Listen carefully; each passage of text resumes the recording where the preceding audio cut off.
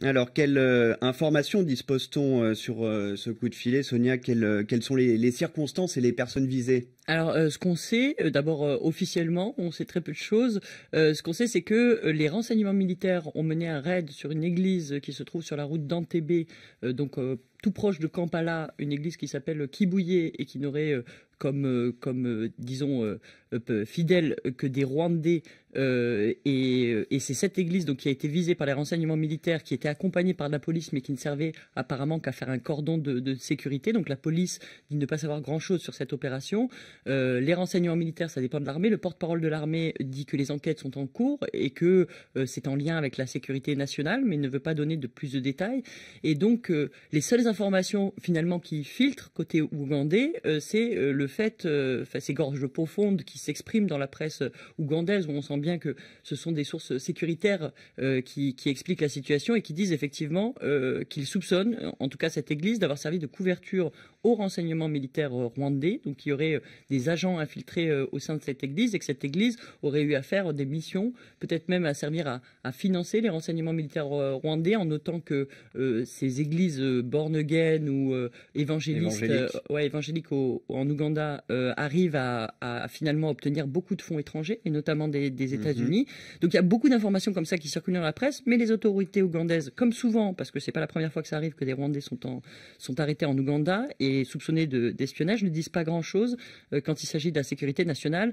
En revanche, évidemment, côté rwandais, les officiels, eux, sont plutôt surpris de voir cette église ainsi. Oui, ils se disent 40 espions ensemble dans une église, ça tient pas debout. Voilà, c'est ça. Enfin, ils expliquent effectivement que ça leur paraît improbable que ce soit tous des espions.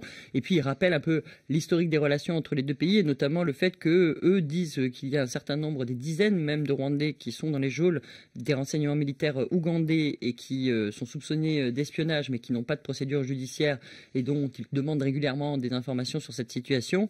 Là encore, l'ambassadeur rwandais a écrit aux autorités ougandaises pour demander des explications et savoir un petit peu ce qui se passait.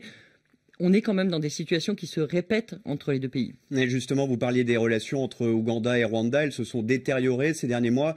Est-ce qu'on peut lire ces arrestations dans le cadre de cette brouille entre Paul Kagame et Yoweri Museveni? En tout cas, on assiste à une succession d'opérations menées par les renseignements militaires ougandais ou par la police ougandaise contre des personnes, d'ailleurs que ce soit des personnes qui sont dans des entreprises ou même des personnes qui se retrouvent dans les services de sécurité ougandais, qui sont accusées d'être en lien avec le Rwanda et d'espionner pour le compte du Rwanda. Ce qu'il faut savoir, c'est que les deux pays s'accusent l'un l'autre tout simplement de soutenir, de chercher à se déstabiliser.